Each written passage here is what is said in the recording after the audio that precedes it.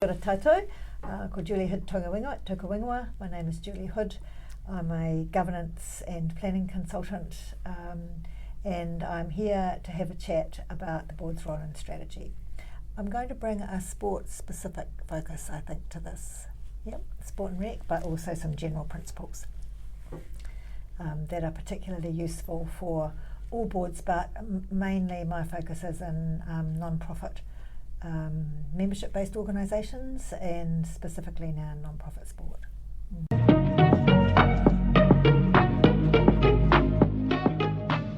Hi, welcome to Governance Bites. My name is Mark Benicevic, and as you just heard today, I have the pleasure of spending time with Julie Hood. Julie, thank you very much for your time. Nice to be here. The conversation, as you said, is around the board's role and strategy. My first question for you is, what role should the board of directors play in setting a strategy for a sports organisation?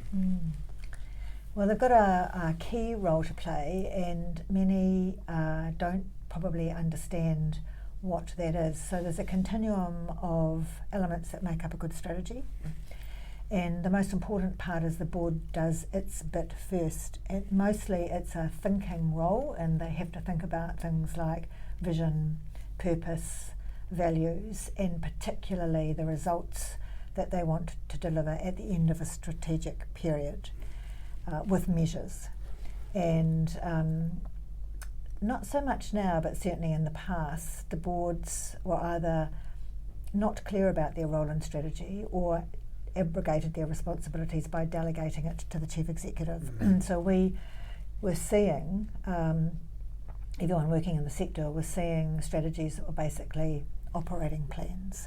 So, and while they might have been very good operating plans, they had no direction to set the plan to, so they could have been heading in any direction. So the board's job is to set the direction clearly. So by the end of 2030, we wish to see, let's say it's a sporting organisation, this many more participants in this demographic participating, this amount more, and this is how we're going to measure it. So we'll measure it by either numbers increases or percentage increases. And then if there are organisations that have got a high performance bent, then they'll have a high performance outcome, this many medals, this many PBs, and they make it very specific, as many measures that can be quantitative rather than qualitative. Yes, you want to know when you've met it, right? You do want to know when you've met it, and most importantly, the chief executive needs to know where he or she is heading with the initiatives that they're going to develop to get there, and measures like that are really helpful. Yeah. What's the board's role or how does the board engagement look in this process of planning the strategy? We've seen it done a range of ways. Some boards, particularly if the board members are really familiar with the sector, and there are a number of elected members who can bring grassroots experience, can set the top end of that strategy. There's a range of names. We tend to call it statement of strategic direction, statement of strategic intent. They can set the bones of that themselves, and then use that before they start so they do the what and the why, and before they start thinking about the how, they can go out and canvass widely with their stakeholder groups, typically members. Yes. Especially if they're in a federated structure, because there's an opportunity then for everybody to play their part into the end results for the game.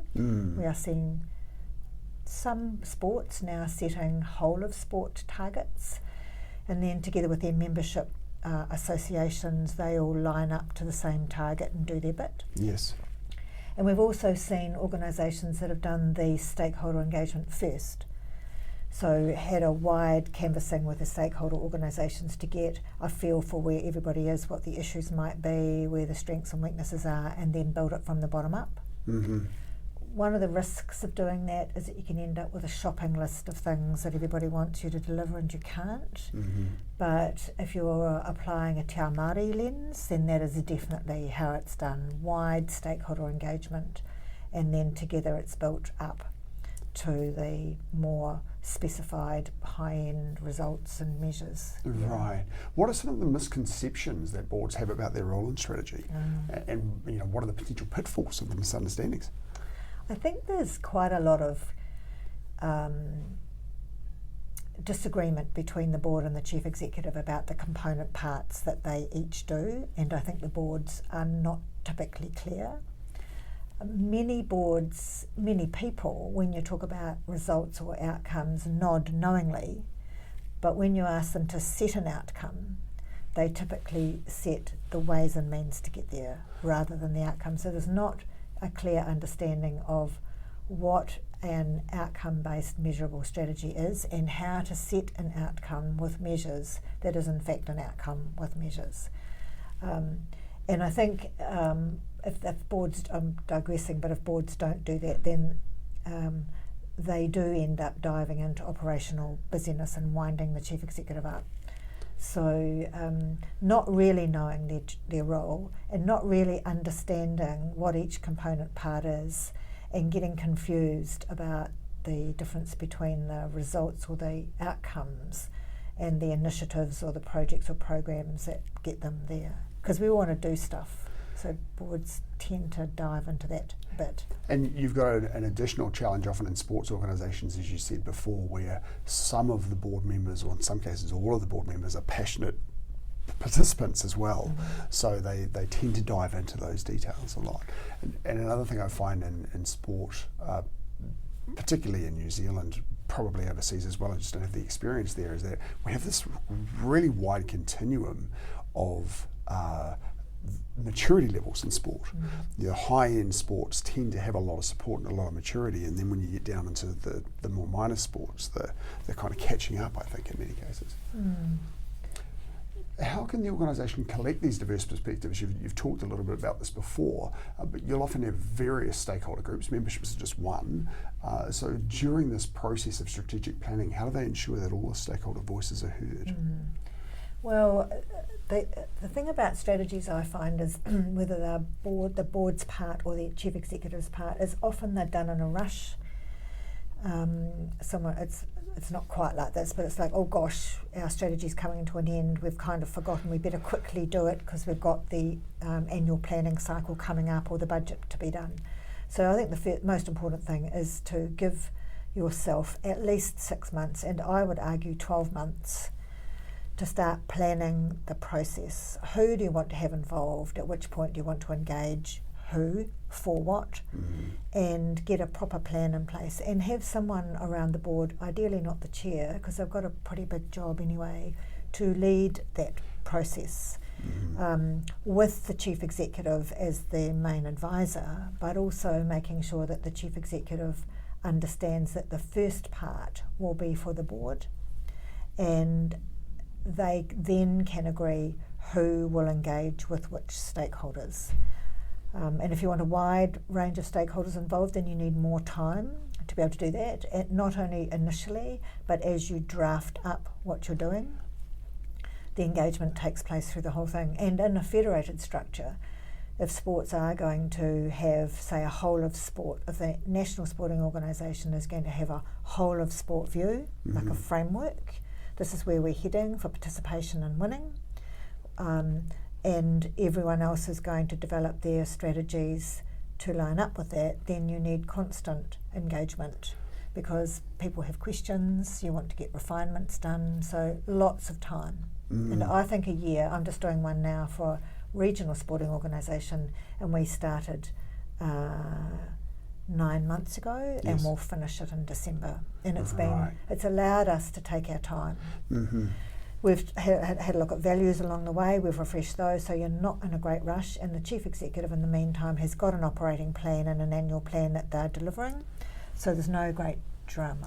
There has to be some importance in setting a fair amount of budget aside for this too, right? Because you've got to get a lot of face-to-face contact, you can bring people together, so there'll be a fair amount of cost which will be harder for some organisations than others.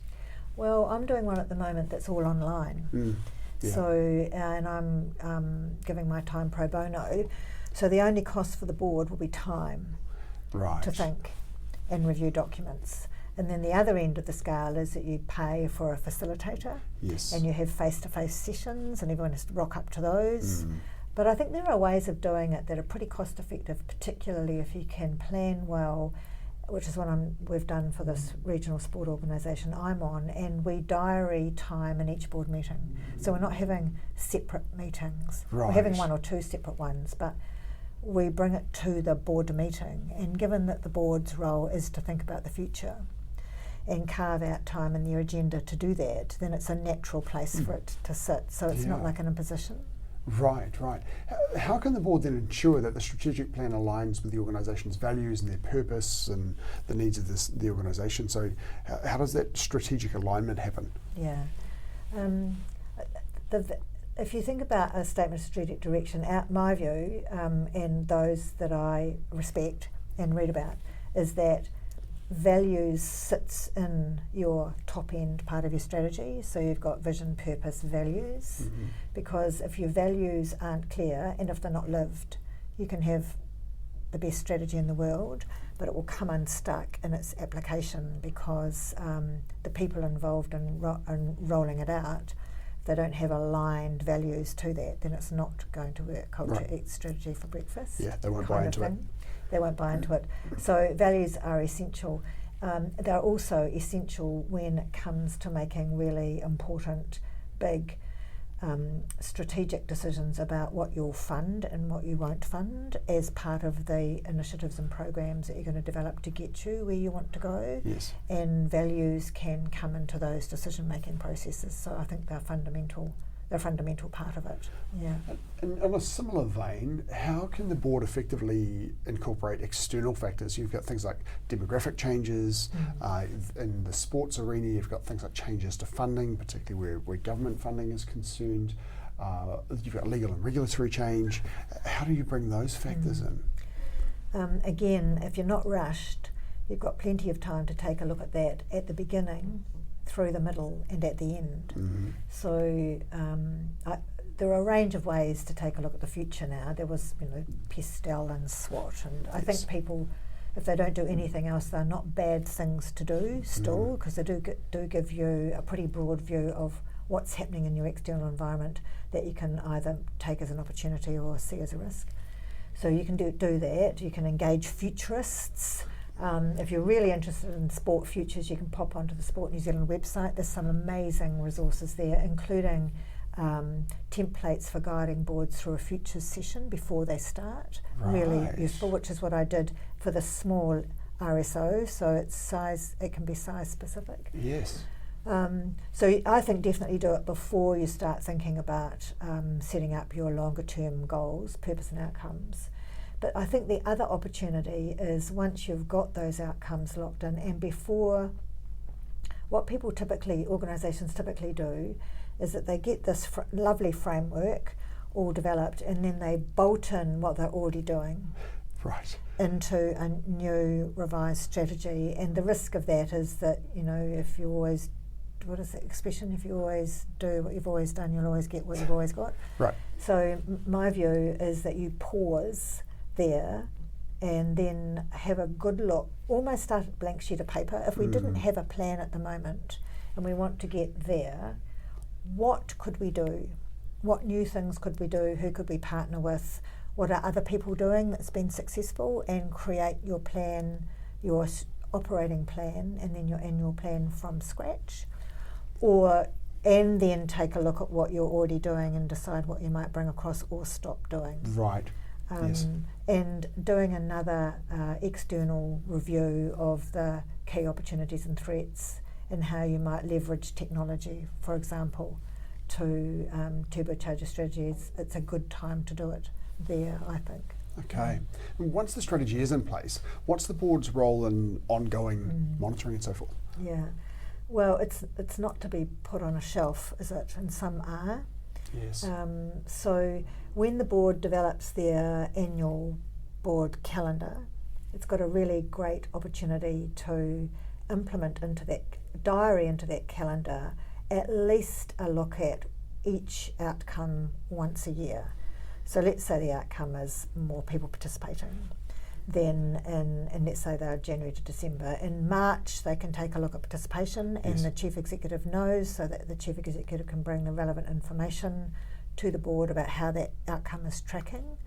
not the busyness that they've got going on, but Yes. what's getting in the way or what's going well. So the board can then adjust strategy. Well, actually, that project's a waste of time. Let's stop it and do something else. They Yes. have those decisions. So every outcome should have a deep dive.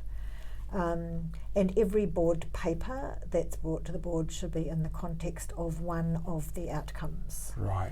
And the chief executive's key performance agreements should be in those outcomes. So rather than a chief executive having a 3-page KPI document with complex measurements about how they're going, you could arguably say deliver the statement of strategic direction, year 1, 2, 3, 4, comply with policy.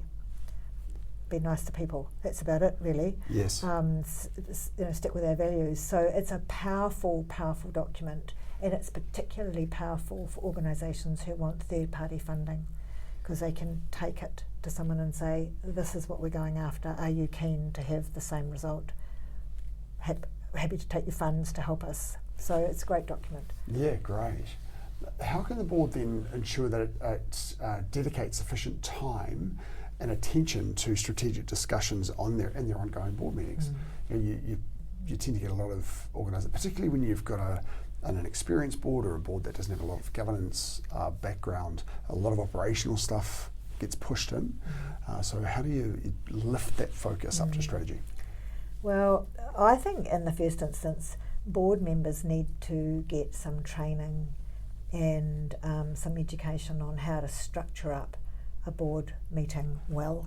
And there's some great technology platforms that can help boards do that automatically. But the board is there in a very part-time capacity, for full-time accountability for organisational results, typically using other people's time and money. So it behoves them, when they come together, to set up a structured agenda that has at least 70% of the time talking about things that have not yet happened. That's their job. Yes. Talking about them, thinking about them, and making decisions about them in their strategic contexts. So all those things come first. And a really simple way to do it, let's say you're meeting for 2 hours, is to structure up your agenda and then put times across it and add up the times. And if you're not spending 70% of your time at that board meeting on things that are related to the future, then you redo your agenda until you are. Right. And you refine the documents that are going in, and people prepare properly, and they come with good questions. AI is amazing.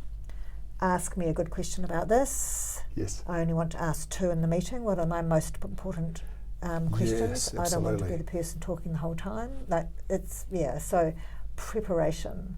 And the chief executive plays a key role in that, if the board's got a great relationship with them, and together they can structure up an agenda that when people leave, they feel of genuinely added value to the organisation's future. Yeah. Yes. Is there a risk in sports organisations, given that you have, when you've got the members of the board who are also passionate participants in the sport, there is a tendency sometimes for those people to drag the board back down into details or sort of things that are really not relevant to board discussions. How should those be managed? I think the most underutilised tool that boards have got in their toolbox are board policies. So they either sit outside, they either have a bunch of board policies or they sit in a board charter, because policies help the boards think about the things that they are there to do, and they elevate the thinking up, and they make it very clear to the board what their job is and what the management's job is. Right. And so for elected not all elected members are operationally focused. Some are excellent and have got good governance experience, but any board member with no governance experience is going to have to be taught the difference between coming to a board meeting and thinking and talking and making decisions about the future and in a governance context versus helping the chief executive do their job. So the chair has a key role to play, you'll know this too, in making sure that board members understand the fundamentals between governance and management. Yes. B, making sure the chief executive understands the role of the board as distinct from their own, because I think role creep can go both ways. Yes. So boards can creep into the chief executive's business being helpful. Yes. But chief executives can creep into the board's work being helpful. Mm-hmm. So I think both of them agree their roles, and then the chair and the board members call each other out when a while ago I found myself saying to the chief executive at a board meeting, it'd be a good way, the good way to do that would be this. No, that's not my job. Yeah. To tell the chief executive how to do what they're doing unless they ask for advice. My job is to decide what we want them to do and then support them to do it. Mm-hmm. So, yeah. Okay.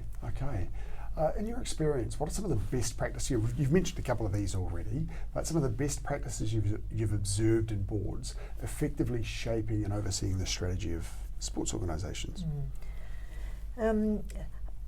If I was going to recommend one to a sporting organisation in a federated structure, any sporting organisation, probably any board, I would at the top end say, who is going to lead this project? Don't let it be the chair. Have that person know what they're doing, and then have an agreement with the chief executive about the key role that the chief executive will play in the process. Mm-hmm. Because many chief executives, particularly experienced ones, I think feel somewhat annoyed when boards start to do their jobs properly, because it feels like they are taking their job away from them. Yes. So there's quite a lot of work up front, I think I'm probably repeating myself, in helping everyone understand what their roles are and then playing those roles out consistently across the process, including the stakeholder engagement. Yes. So have a board member who's leading it, have the whole board engaged.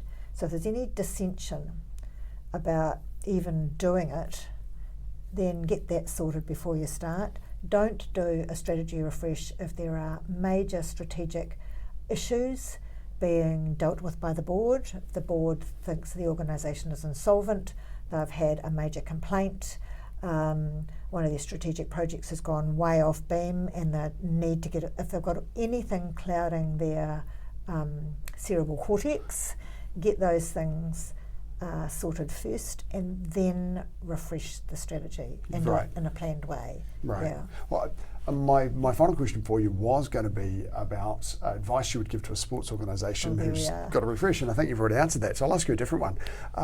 What is the best governance advice that you've heard or received?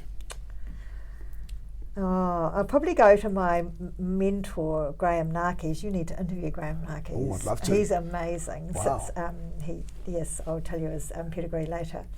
I'm just trying to think of all the bits of advice he's given me. I think the one thing is it's related to if the board is complaining about what the chief executive isn't doing, the board hasn't made clear at the outset what the chief executive should be thinking or doing. So don't ever, as a board member, take a pot shot at your chief executive unless you're absolutely sure that you've made very clear what it is that you want them to do. And a classic is information to the board. If they're complaining about the board papers, it's quite likely that they haven't made it clear enough to the chief executive what it is that he or she is required to bring. So they're having to second guess the board. And if you're second guessing a board about information, you just give them as much as you can in the hope that something in there is what they're wanting. Right. So be very clear through policy about what the board's role is, how you want the chief executive to operate, what the delegations are, how you want them to communicate with you.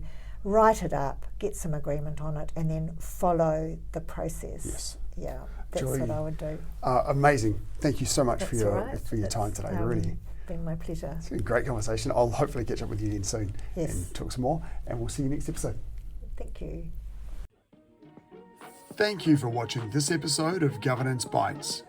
We have more episodes on YouTube and your favourite podcast channel, where I interview directors and experts on various topics relating to boards of directors and governance. We'd love to see you back, and please like, subscribe, and share the videos and podcasts.